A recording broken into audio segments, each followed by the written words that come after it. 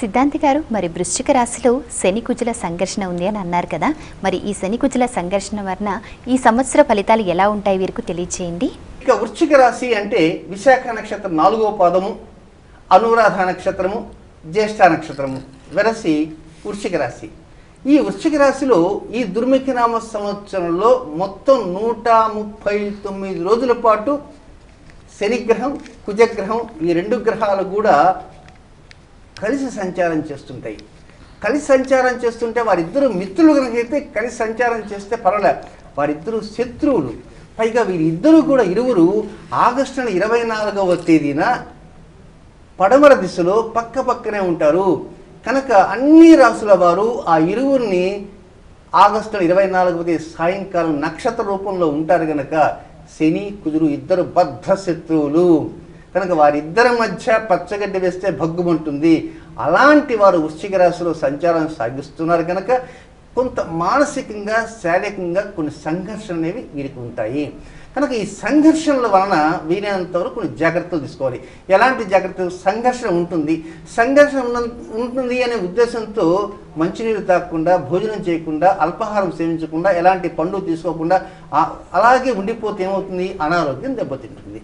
కనుక సరైన సమయంలో ఆహారాన్ని తీసుకుంటూ శరీరపరంగా ఎలాంటి సమస్యలు, రుగ్మతలు వచ్చినా కూడా సొంత వైద్యానికి ప్రాధాన్యత ఇవ్వకుండా డాక్టర్ గారు చెప్పే నిర్ణయాలకే ప్రాధాన్యత ఇస్తూ ఉండగలిగితే ఈ వృశ్చిక రాశి జాతకులకి 2 ఆదాయం 8 ఖర్చు ఉంది. చూసారా?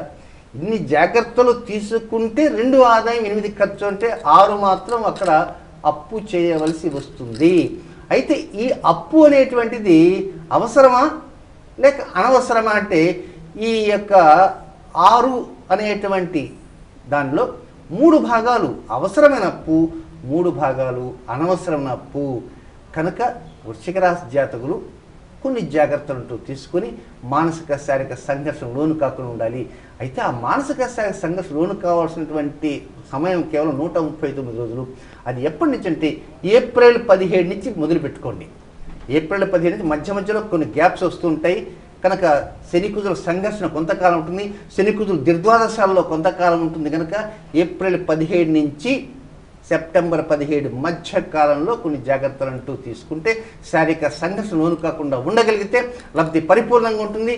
వీరి కరెక్ట్గా 6వ స్థానంలోనే కృత్తికా దీపోత్సవం జరుగుతున్నది. కనుక ఆ కృత్తికా దీపం నవంబర్ 14వ తేదీ పెద్ద జాబిలి కనబడుతుంది. కనుక ఆ పెద్ద జాబిలి చంద్రుడు ఈ రాశికి నీచస్థానం. కనుక ప్రతి వారు కూడా వృశ్చిక రాశి జన్మించిన జాతకులు నవంబర్ 14వ తేదీ సాయంత్రం 5:36 నుంచి 7:22 మధ్య జరిగేటువంటి ఆ పెద్ద జాబిని దర్శించుకొని గోధుమ పిండి దీపారాధనతో ఆ శంభో శంకరునికి తగిన విధంగా ప్రీతిగా ప్రార్థన చేస్తూ, అభిషేకాదులు అవసరమైతే అభిషేకాదులు చేయగలిగితే చేస్తూ, హోమాభిషేకాలు చేయగలిగితే అవి చేస్తూ కొంత మానసికంగా ప్రశాంతంగా ఇప్పటి నుంచే ఉండటానికి ప్రయత్నం చేయగలిగితే లబ్ధి అద్భుతంగా పరిపూర్ణంగా దుర్ముఖనామ సంవత్సర రాజు అయినటువంటి శుక్రుడు, మంత్రి అయినటువంటి బుధుడు అందిస్తాడు అని చెప్పడంలో అతిశయోక్తి ఎంత మాత్రం లేదు.